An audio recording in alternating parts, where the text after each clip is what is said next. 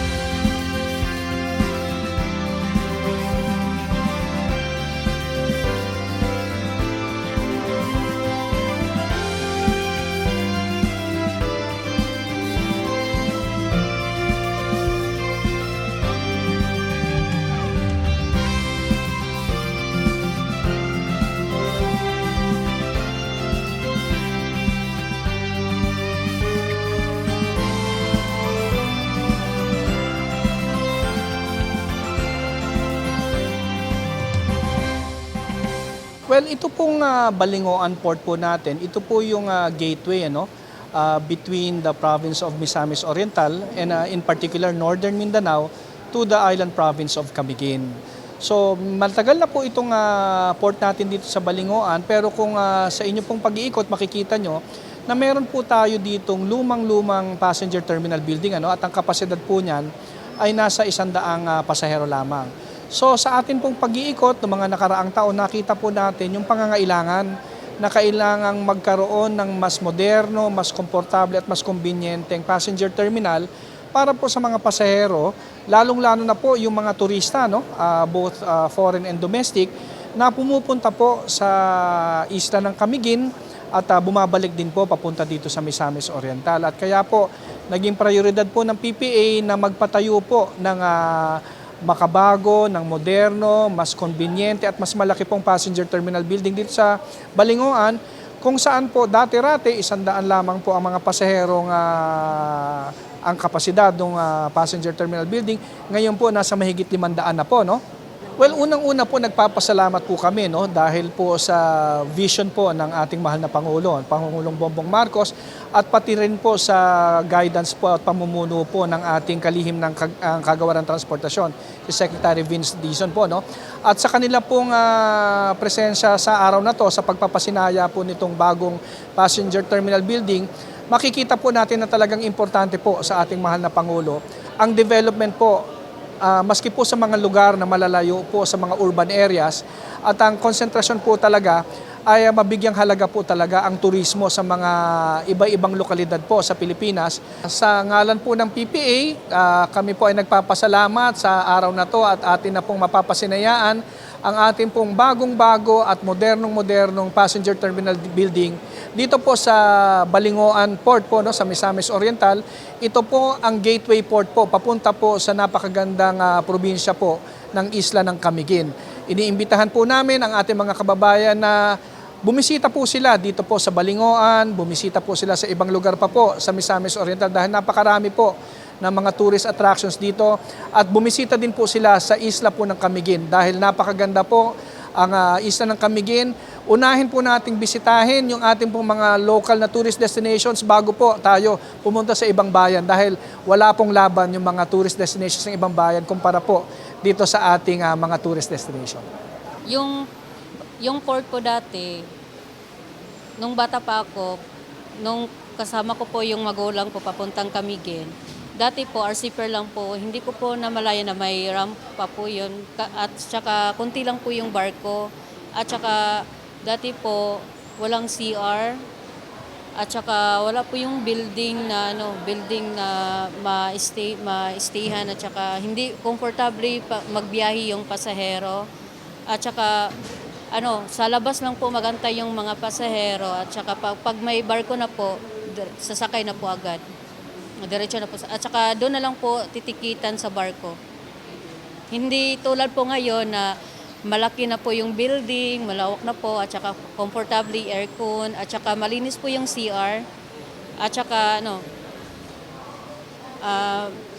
masarap na po masarap na po balik-balikan dito. Magbiyahe na kayo, madalas na kayo magbiyahe kasi comfortably na po kayo magbiyahe dito, at saka malawak na po, malamig na po, may aircon, at saka malinis na po yung CR. Ang comparison ko lang po na masasabi sa dating building at saka ngayon na may bagong building na tayo is yung sa dati is masikip lang, konti lang yung mga upuan. Tapos pag may mga pasahero na magpunta doon is may iba na nakatayo lang kasi hindi po siya sapat na mga upuan. Tapos konti lang din yung comfort rooms. Tapos doon sa loob mainit kasi wala pang aircon, naka-electric fan lang. Tapos so kung i-compare natin ngayon sa bagong building, so makikita naman natin na sobrang laki na. Tapos pag peak season po, hindi na po siya problema kasi maraming upuan na naka-cater na po siya ng almost 500 passenger ata to na capacity sa sa bagong building natin. Tapos comfortable na din yung mga passenger. So ako as a regular passenger din, sobrang comfortable na po ako dito sa bagong building compare sa dati po na sobrang sikip talaga. Tapos ang hirap po sa amin ng mga pasahero. Tapos ngayon makikita na din natin na may organisado ng building na po tayo kasi sa may iba't ibang rooms na po tayo sa mga passenger, yung sa mga shipping lines sa ticketing booth. So dati nasa labas lang, tapos ngayon is may naka-designate area na po sila. Magpunta na kayo sa Camiguin kasi hindi na kayo nahihirapan sa pag ng ticket, tapos may organisadong port na po tayo. So may komportabling upuan na po kayo dito sa bagong building. So ayun na po, punta na kayo doon kasi hindi na kayo mahirapan.